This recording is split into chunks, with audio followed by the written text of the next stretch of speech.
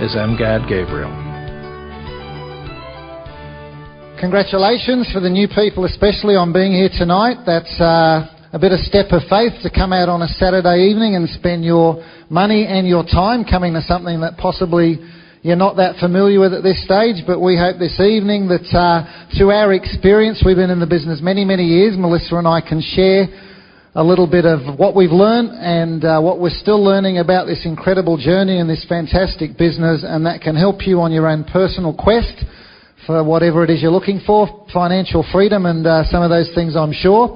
I'm going to dig straight into this. It was mentioned before by Trish to have pen and paper. So if you have got pen and paper, the people who like having pen and paper and taking notes are going to like this, because I'm going to give you lots of points. I'm going to give you 10 things that you are going to need to do to succeed, or need to have to succeed. 10 points. Point number 1 is you're going to need to have a dream. The most important thing is you're going to need to have a dream. Now, while you're still writing, let me run through the other 9 points quickly, then I'll come back. Point number 2, you're going to need to have a dream. Point number 3, you're going to need to have a dream. Point number 4, you're going to need to have a dream. Point number 5, you need a dream. Number 6, you need a dream. 7, you must have a dream. Number 8, you need a dream. Point number 9, a dream. Point number 10, you need a dream. What do you need? What do you need to succeed? That is it. Good night. See you later. Thank you. That is all you need. You must have a dream to get going in this business. And I'm going to share a little bit of our background, because I didn't relate to that word. It was a bit weird. Some of you haven't thought about dreaming since you were probably 12 years of age, when you wanted to be a fireman or an astronaut or whatever it was. But it is the most important step in the business. And here's the great news. If you haven't got a dream yet, and you don't have a dream after tonight, and in 2 weeks we've got a really important conference we'll talk to you about. If you don't get a dream then, if you keep coming and you keep staying in this environment, eventually you will get a dream. And it is absolutely imperative and critical that you develop a dream or a reason as to why you want to do this at some point, because otherwise there will come a time in your journey where it will get a little difficult, and if you haven't got the dream to fall back on, you won't keep going. How do we know? We've been there, we've done that. I grew up in the north of England, and 40 odd years ago there wasn't a lot of political correctness, so I was called interesting names 40 years ago with this colour skin, and I had to fight my way out of a lot of interesting situations. I think Mum and Dad changed schools while we were going through primary school about 8 or 10 times in about 12 years. So I had to learn a lot of things pretty quickly. And then we came out to Australia, and you've got a dark kid going into high school with an English accent who looks like this, right? So I was pretty mixed up, and didn't know whether I was coming or going. I remember trying to get out of school many, many days. I must have had a lazy streak in me somewhere. And I remember throwing Parmesan cheese down the toilet and telling Mum and Dad that I'd been really sick. That might not sound that impressive, but when your parents are both doctors, you've got to be real good at what you're doing. I succeeded. So they believed me. They thought I'd been really sick. And I remember finishing school, and then I didn't know what I was going to do. And I went off to uni to be a dentist. I have some sort of funny reasons why I started to do that. But because I didn't have a dream to become a dentist, I went to uni just because it was the next best thing to do. I didn't succeed. I failed my first year of dentistry, failed it abysmally. It probably had a little bit to do with the fact that my mate would pick me up from home to go to uni. I'd say, bye, Mum and Dad. And round the corner at the servo was my push bike and my surfboard, and I'd just go down the beach. But Mum and Dad thought I'd gone to uni. So, not attending the lectures probably has a little bit to do with failing. But I failed abysmally because I didn't have a reason. I didn't have a why. I just wanted to go to uni. And if you're just coming along to these things, eventually you're going to have to know why you want to do it. And I did go back to uni, and I did sort of get through uni, and I did become a dentist. Obviously, this is a funny story. A few close friends know this story, but when I did graduate, I was out for about 6 months. And when you get out of that kind of profession, you're supervised. So, I'd graduated, I got my certificate, but I'd still work in another practice where somebody would be watching and making sure that everything was on track. And I was working in this practice in West Ryde in Sydney. And the dentist I was working with said, okay, you've been doing this for a few months now. How about you just handle the next afternoon by yourself. And I said, okay, I can handle that, no problems. And the very first patient I had ever in my life who I had to see by myself, I gave a local anaesthetic to, which is just the injection to make your gum numb. And there's about 1 in 500,000 people that have an allergic reaction to local anaesthetic. And my first patient was somebody 1 in 500,000. But when you have an allergic reaction, they don't just sort of go a bit funny. They have a seizure. So I had somebody having a seizure in my chair. The receptionist was ringing the paramedics. And, this guy, I nearly killed him in the dental chair. And lo and behold, when the nurse went out to sort of call the next few patients into the surgery, because the paramedics were coming in and nobody wanted to come in and see me. So I'm sure that was God saying, not dentistry for you, son. So that was my very first patient by myself, which was a very interesting experience. We went to Europe. Melissa and I travelled to Europe for a little while and came back and were very unsettled. We looked at the business, and as many of you have done, we decided to give it a go because we had nothing to lose. We just thought, what if it works? We heard on a tape or a CD these days, and we went to one of the business previews, and somebody stood up and said those 4 words, what if it works? And we understood that there was nothing to lose. You get your spot in the pipeline, and, nothing much can go wrong. However, if that's the only reason you get involved, and you don't stay in this environment and you don't get the dream, and you don't get the reason, then it's going to be hard to continue your journey. So that was enough to get us in, and it's been enough to get a lot of you in, but eventually you're going to have to figure out why you want to do this. And I don't know what it is for you. We had a bit of a roller coaster ride, as many of you are experiencing. There were some good days and some bad days. I couldn't believe how I could go from such a high to such a low in a couple of hours. Never happened in my life before, this amazing roller coaster ride. And what we realised was, during that roller coaster ride, when you're really down here, you start to question what you're doing. Like, what am I doing this for? Should I be in this thing? What am I, And when you're really down there, at the lowest point, you do ask yourself those questions. And at those times, I felt like quitting the business. I didn't think I could go on. And I had to make some decisions at that point as to why I would go on. And if I reflect and look back, the reason that we kept going at that time was the fear of the alternative. I looked at what my options were, and I thought, okay, if I don't do this, this is a few months into it, and we've been on the roller coaster ride. We've had some success, but we've had a lot more failure than success. If we don't do this, what are my options? My options at that point were, I had my own dental practice at that point. I could have stayed doing that, making really good money. If you've been to the dentist lately, you'll know that it's a fairly expensive place to visit. So I made good income, but I didn't have the time and lifestyle. And we looked at the options, and we realised, compared to this, the options weren't great. And the other thing that was a bit of a catch-22 in a way was we'd been exposed to these kind of events. We'd been to some weekend seminars by that stage, I think 1 or 2. We'd been to some of these monthly events. We'd been to the previews. We'd had some people join our team. We weren't really convinced. It was our support people who were doing most of the work. But I'd seen enough, Melissa had seen enough, that we knew that this was the best option. So we were a little bit trapped because we thought, well, this isn't going quite the way we wanted it to, but if we step back and we look at our option, what is it? What is your option? If you don't do this, you've come out on a Saturday evening to check this out.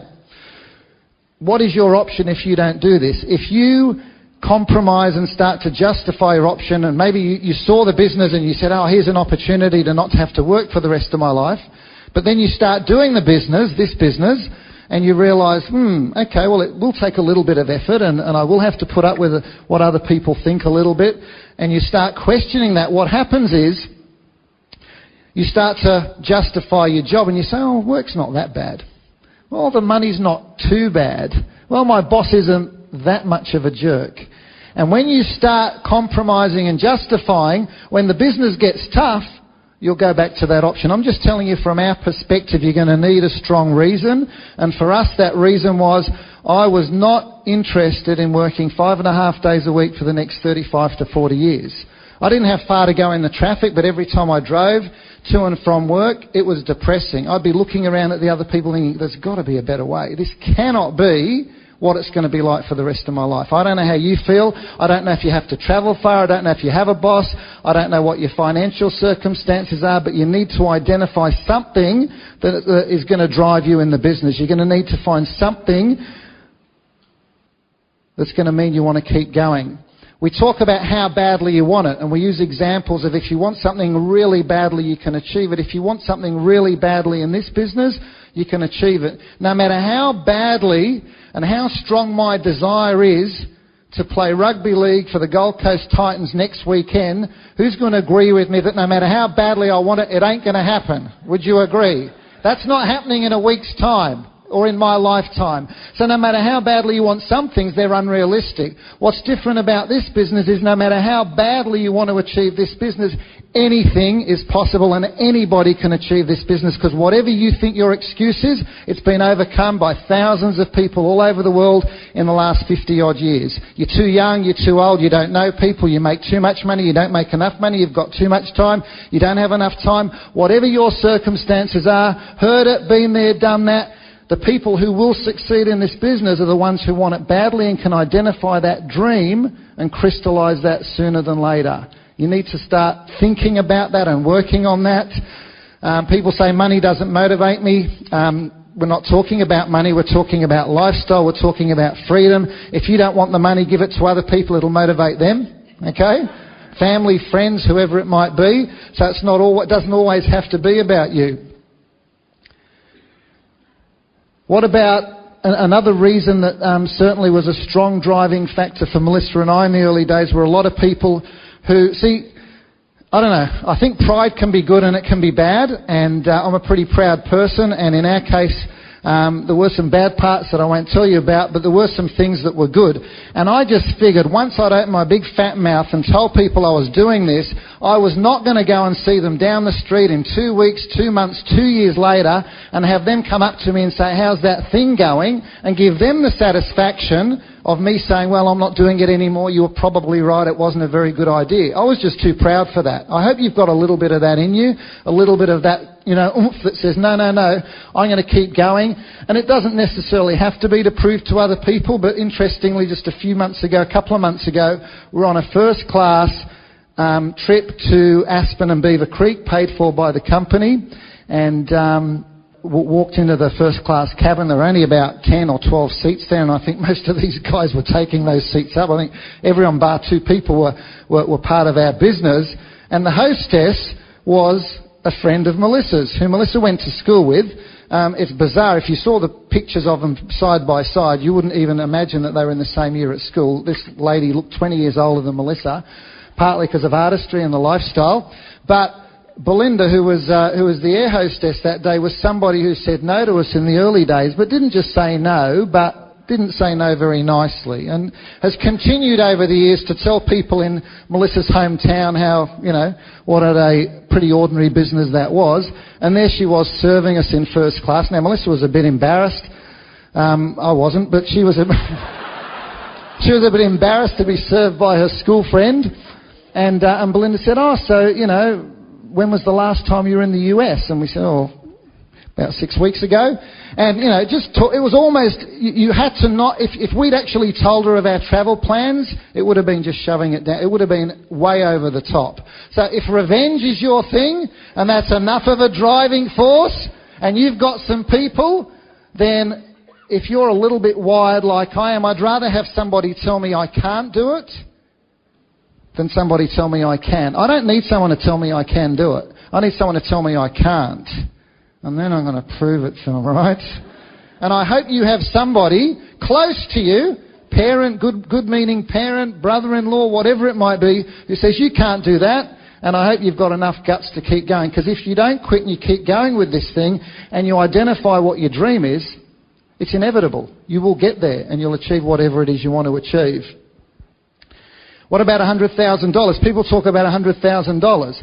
Anyone like to make an extra $100,000? Most of you are thinking a six-figure income. $100,000 what? A year? How do you live on that? What about $100,000 a month? Is that good? What about $100,000 a week? Dream a bit bigger? What about $100,000 a day? It's all perspective, isn't it? When I said $100,000, most of you thought, annual income, oh yeah, that would make life easier. Well, even a month will probably be very comfortable, yeah? You got to dream bigger. You got to look at houses, look at cars, charities, lots of things that you can support. For us, a lot of it was respect. We wanted the respect of our upline. We've got some amazing people in our upline team, all the way through to Jim and Nancy, who you saw at the end of the video there, who are our mentors and role models. And, I remember in the early days when Jim and Nancy were coming to Australia, and they'll do that later this year. They come once a year, and they would get to know people once they'd reached a certain level. And I think in those days probably a platinum was someone that they'd sort of identify with or get to know their name. And that was a driving force for us. We just wanted them to be proud of us. We wanted our upline team to be proud of us. We wanted to be respected. It was just important. And I don't know if that's important for you. Maybe you've never had anyone tell you they're proud of you. Maybe school teachers used to tell you that, you'll never amount to anything. Maybe your parents don't necessarily believe in you that much, but people in this business do. And that can be a driving force. That can be a motivating factor as the big dream and the homes and the cars and the private school education or whatever. Sometimes it can be the revenge factor. Other times it can be things like the pride, etc., etc. That's the first step of the business, is figuring out why you're here. And as I said, if it doesn't click today, and it may click in 2 weeks, for some people it can take years and years and years until you actually identify what it is. And it doesn't even necessarily have to be a strong motivating factor. I can honestly say that for me, I'm speaking out of our weakness. In the early days, I was real weak in this area because I didn't have a dream. I didn't understand it. I had a nightmare. That was looking down smelly mouths 5 days a week. You've got to be joking. That for the rest of my life? That was my nightmare. And then I think hopefully it's become one of our strengths in the business, is to help people identify their dream or their reason. The second stage that you're going to go through in the process, the first stage is to figure out why. The second stage is, we call it the struggle. I'm talking about three-stage process here: the dream, the struggle, the prize. I'll call it the struggle, but I'd also like to call it the process, because it depends on how you look at it as to whether you consider it to be a struggle or not. And I remember hearing way back in the early days not to fight that, but to fall in love with the process. The process that you'll have to go through to build the business, the actual work that's involved to build the business. If you learn to fall in love with that process, you've heard a lot of people talk, every day, not necessarily just in this business, about if you find something that you love to do, it's not work, is it? If you find something that you really love to do, it's not work. And if you can learn to fall in love with the process, even with the crazy emotional roller coaster that you'll go through, it'll make it a lot easier. It's interesting because if you had the guarantee at the end, it wouldn't be difficult. If we asked for a show of hands of who would be prepared to go to jail for the next 3 years, if when you come out, you're given a diamond pin, and you're given a diamond income, and you're given a diamond lifestyle. So you're making not just a six-figure income, but 2 or 3 times more than that. You've got the free trips and the first-class holidays. If that was the guarantee when you came out of jail in 3 years, most people would say, well, I'd be prepared to sacrifice 3 years of my life if the rest of it was going to be like that. Wouldn't you? You'd be prepared to do it. And in this business, it may feel like you're going to jail, but you're not, right? It's not that hard, but why don't you do it? Because you don't believe that that's going to be the guaranteed result.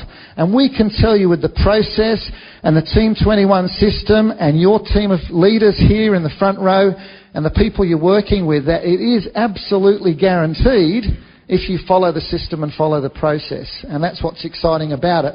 You can't skip this stage. You can't go from the dream to the prize. Ian Thorpe can't wake up one morning saying, I'm going to be a world champion, and I can't wait till I'm standing on the podium, but I'm not going to put any effort in. What brings the emotion out is the hours, the getting up at 5 a.m, the sacrifices when nobody's watching, all the extra little things that you have to do to be a winner that most people aren't prepared to do. And that's the same in this business, is driving the miles up or down between Gold Coast, Brisbane, whatever it might be for you, and doing the things that you have to do. That's the key. That is the struggle or the process. If you're panning for gold, I've never done it, but Jake just went on an excursion with the school a few weeks ago, and he said, we were there for hours, and look what I got, a couple of tiny little things. It's the same with the business. You're just going through the numbers just to find a few people. 95% of your time in this business will be wasted. But the 5% is going to help you achieve all your dreams and goals. You just got to learn how to handle the 95% so that the 5% is what's going to give you the fuel and the ammunition to keep going. The bigger the struggle, the bigger the prize. So if you think it's tough, that's a good thing, because if that process and that struggle part of the journey is bigger and tougher, then it means you've got a bigger prize waiting for you, which is really exciting. Melissa and I tend to live our lives by a motto that we've heard many, many times, and that's a saying: to whom much is given, much is required. To whom much is given, much is required. So if we're going to hopefully not just have a lot, but hopefully have an influence and have significant lives, then a lot's going to be required of us.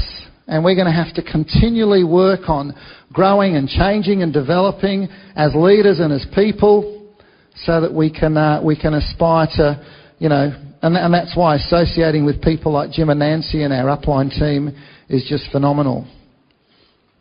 If it wasn't hard, then what you'd have tonight, you'll have some people being recognised tonight, some pace setters and leaders club and whatever. So if it wasn't that hard, then when you went diamond, double diamond, triple diamond, you'd be walking across the stage just doing this, wouldn't you? Because there'd be nothing to say if it was that easy. If you just figure you're going to get 3 or 6 or 9 people involved and all of them are going to go gangbusters and build their teams and get there, and then at the end of it you're going to have your goal and your achievement, it has to be difficult. Just hear me out here. This is important that you relate to this. It has to be difficult to be worthwhile. It has to be. And if anybody in this room can go diamond, but not everybody will. Anybody can, but not everybody will. Not every one of you can run 100 metres in 10 seconds. But here it's equal opportunity for every single person. It's what your attitude's like when things aren't going well, isn't it? Because when things are going great, who's going to have a bad attitude? If you've got a bad attitude, then you've got some real problems. When people are getting in and it's all happening and people are excited and they're ringing you and chasing you for tickets and they're, yeah, we're coming to this and we're doing that and we've put another 4 into the team. Of course you're going to have a good attitude. That's not the test of your character. Test of your character is when it's not going so well, because most people are going to fall by the wayside when it gets tough. That's the true test. What's going to happen when the going gets tough? And, I'm just using a lot of cliches here, but what doesn't kill you will make you stronger. That's very true in this business. And we felt like we've died a few times, let me tell you, through the process, but it does make you stronger. And if you look back on your own life, forget this business, your own circumstances, some of the toughest things a lot of you have been through have moulded you as a person. And it's exactly the same in this business. That's what's going to develop you in the business, which is exciting. I remember John Maxwell, one of our sort of leadership gurus, who we get a lot of input from through his CDs and books, particularly in the past. He had a saying and he said, "I'm never down. I'm either up or I'm getting up." It's pretty powerful when you think about that. I'm never down. I'm either up or I'm getting up. There's nothing wrong with getting down, but you've got to get up straight away. You just can't stay there. You can't grovel. You can't sort of wallow in your own circumstances. You've just got to get yourself up and understand that this is a journey and a process, and if that's what it takes, then that's okay. That's exciting to know that you can work through that. And I've often said this, and I don't want to scare the new people, but I like to be fairly honest with you. And I've often said, you've got an assessment. Perhaps when you get into the business, you've got a bit of a perspective of how hard you think the business is going to be. Okay, it's obviously not going to be a piece of cake, but, it can't be that hard to find a few people like me, right, who think this is a good idea. So you think, okay, it might be twice as hard as I expect. It might be 3 times hard. Well, in my experience, I've probably found it to be 10 times harder than I thought it was going to be. Not once, not twice, not 3 times, not 5 times. 10 times harder than I ever thought it was going to be. But the flip side is, it's 1,000 times more worth it than you can ever imagine. And you just have to take that from us. That's where you have to have some faith. Remember we spoke about if you were in jail and you were guaranteed You're just going on faith here tonight, right? You're just listening to our story, and you'll hear some other people who've had some success, and we're telling you it's a pretty good life when you don't have to worry about time and money, and you've got a great lifestyle. But it's pretty exciting to know that that's at the other end, and you just have to believe it. It is 1,000 times more worth it than you can ever imagine. So you've got the dream, you've got the struggle, and then you're going to get the prize. And one of the things you're going to have to learn to do in the process, it's not even a struggle, but part of the process, which I think is going to be critical for you to get your head around this, is you're going to have to submit to the system. Now, don't take that comment the wrong way. I'm not talking about getting your hands on your hands and knees and going, oh, Network 21, Network 21. You have to trust the system. Trust the system. One of the most profound things I've ever heard in the business, and I use it to this day, and we heard it in the first year or two in the business, is I'd rather spend 1 hour or 2 hours convincing somebody to come to a conference, which I'll speak about in just a moment, or to come to an event like this, than to spend 1 or 2 hours convincing somebody to get involved in the business. Because if you get somebody into the business with no exposure, and they don't get to see an environment like this, and they don't get to see in a few moments lots of different people with different backgrounds, different walks of life, walking across the stage and telling you their experiences, it's going to take their excuses out. See, if they're talking to me, they're talking to somebody in their mid-40s who had a professional background. And if they don't relate to that, they can say, well, it's okay for him, but it's not okay for me. You can't bring anybody into this environment here tonight or in 2 weeks to this weekend conference. You can't bring anyone to that environment who doesn't have all of their excuses removed, because they see everybody, all types of people involved. You are better off investing your time and energy in getting people into the system than convincing them to do anything else, because the system does the work. And that's why we talk about submitting to the system. What about a couple like Mitch and Deirdre Sale who've got hundreds of thousands of people in their business? You think to yourself, my goodness, they mustn't have much of a life if they've got to keep that many people motivated. Well, you'd be very surprised what kind of lifestyle they have and how little time they need to do on a motivational level. Because you know what they do? They've got thousands upon thousands upon thousands of those people who go to the monthly functions like this, who go to the weekend conferences 3 times a year, and most of those people are driving around all over the world listening to CDs in their car, and that's where they're getting their input from. Because Mitch and Deirdre and the leadership in Network 21 through Jim and Nancy's awesome teaching understood all we've got to do is plug people into the system, let the system do the work. You want to make it easy for yourself? This is how to work smart. Let the system do the work.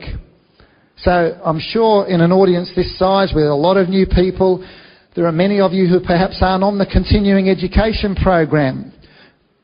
I guess if you've decided to spend $15 on a Saturday night and come here and listen tonight to learn about this, I hope that by the end of tonight you feel like you've learnt something, you've understood a bit more, you've got a bit of inspiration, you've got a bit of knowledge, and maybe you'll be thinking, gee, if John, who saw the business last week through the team, had been here tonight, it would have been so much easier, because you don't have to go home and explain it to him.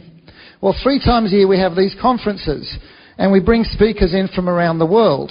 We are yet to meet anybody in Network 21 around the world who's had significant success who doesn't go to that. Do you have to go to that? It's your business. You're working for you. We can't tell you what to do, but we can be honest and say, well, if you don't come and learn, your chances are going to be remotely less than if you hadn't. And you've got an opportunity tonight to drop your form in the box. I think there'll be a draw at the end of the evening. But you can get to that and you can learn and you can save yourself about 6 months. Do you have to do it? This is what I mean submitting to the system. We probably should have questioned it more than we did. And maybe one of our advantages was that we're a little bit naive and we just went, oh, okay, well, they're telling us to do that and it must be in our interests, otherwise they wouldn't tell us. So we'll go along. You've only got to go to one and you don't have to think about going to the next one. It'll be automatic. You only have to start listening to the CDs to understand the importance of the subscription to the CDs, and you only have to attend these kind of functions. So submitting to the system and submitting to your upline, the person in the team that maybe is working with you and coaching you in terms of understanding that they want to help you. If you sort of go to them and say, oh, look, I'm not really sure what to do next. I'm pretty keen. I want to take it further, but can you give me some direction? If you're willing to do that, and when they talk about putting your ego in your pocket, which was hard for me in the early days, but if you're willing to do that, submit to the system and submit to the line of sponsorship, it's going to make a massive difference in you falling in love with the process. If you're continually questioning and umming and ahhing and will I, won't I, it's so tiring. But it's so easy when you just go, okay, once a month I come to one of these. 3 times a year I go to a conference. I get inspired. And the more people I take back to those conferences, the better. And the goal is not for you to come to this. It's for you to bring people with you. And you've got 2 weeks with your teams to work on that, bringing some people. The process. Don't begrudge it. Don't try and skip over it. Don't leapfrog it. The dream, the struggle, and the prize. Most of us want the prize without the struggle. You're going to have to go through the middle bit. And the prize is pretty amazing. And, I wouldn't even know where to start. I mean, from a travel point of view, this may be, I talk to people corporately and they say, I'm travelling the world and I'm doing this and I'm doing that. And you often say to them, that must be fun. And they go, no, it's horrible. It's lonely. I don't like it. But most of the time they have to do it. They can't just say to the boss, no, I'm not going to go to China for that job. But they don't have a choice. They have to go. But in our business, we don't have to go. It's all by choice. And I don't know whether this motivates you or depresses you, but the good thing is that you don't have to do what I'm doing. You can say no thanks. I think Thursday I go to Bangkok, speaking at a weekend conference there for a couple of days. And then we get back and we've got our weekend conference the following week in Wollongong, which will be awesome, listening to the speakers there. And then I think 4 days after that I go to Budapest and there's a weekend conference there with 11,000 people. Then I get back, we go down the snow with the kids, and then I think a week or 2 after that do a weekend seminar in Indonesia. So, it's easy for me to stay motivated. I've got 4 weekend seminars in 6 weeks. I know you're jealous, but if you like travel and maybe speaking and inspiring people and doing that kind of thing is your thing, it's available. If it scares the bejeebies out of you, you don't have to do it. You can say, no thanks, I don't want to take up that speaking offer, thanks very much. I mentioned Aspen and Beaver Creek a couple of months ago. We're in Aspen and Beaver Creek on a trip, first class. It's maybe one of the most stunning trips we've ever done, and we've been doing the trips for some 16 or 17 years now. We love skiing, so it was an easy one to fall in love with. As soon as we arrived, it was like, here's a little gift card. You can go and spend, I think it was $500 or $600 in the gift shop there and get yourself some new gear or whatever it is you want. Obviously, lift passes and everything were fully paid for. Unlimited massages, facials, spa treatments. I had my first massage ever, but I'm glad I did my first one. So, you can do whatever you want. We had private ski lessons, $600 a day for a private ski lesson. Company paid for the lot. Absolutely everything. We had a dinner on top of the mountain in Aspen, I think it was. We like good food and good wine. This was the best meal we've ever had. When the chef and the sommelier, the wine expert, have to spend 40 minutes before the meal explaining to you about what you're about to eat and drink, you're in for a pretty special night. I don't know what that would have cost, but I know they were bringing in cheese, that only, 3 other wheels of this cheese had been brought into the US or something, and we had one. It was just absolutely outstanding, and you'll get these kind of things that are over and above. If you do a lot of travelling, they will put on experiences for you like you can't imagine. Anyone in this room can qualify for Mauritius. You might be sitting here, you haven't even got your spot in the team, and you can definitely 100% predictably be in Mauritius. You have to sit down with someone, say, can you formulate a plan for me? I'm keen, I want to go, what do I have to do? So I remember one of our guys that we took to Shanghai, he was, I think he was just turned 40 last year. This was the free trip last year. He'd never been on a plane outside of Australia. He's not sort of a gushy kind of guy. He wouldn't sort of come up and, have all the words to say. But I'll never never forget on the carousel, we landed in Sydney. We were about to sort of, wave goodbye to everybody. He came up with tears in his eyes and just gave me a hug and said, thanks. Pretty amazing the influence you can have on people when they get those kind of experiences. And they didn't know that was going to happen in the business. They just thought, well, we'll give it a go. Why not? the prize, if you like, or the fruit of what Melissa and I have been able to achieve, hopefully as parents, that we're better parents today, certainly better to each other than we would have been without the business. We've learned all of that through Jim and Nancy, and the teaching and the books and the association with the leadership has been absolutely phenomenal. I'm definitely more patient than I ever was. I don't throw my golf clubs anywhere near as far as I used to anymore.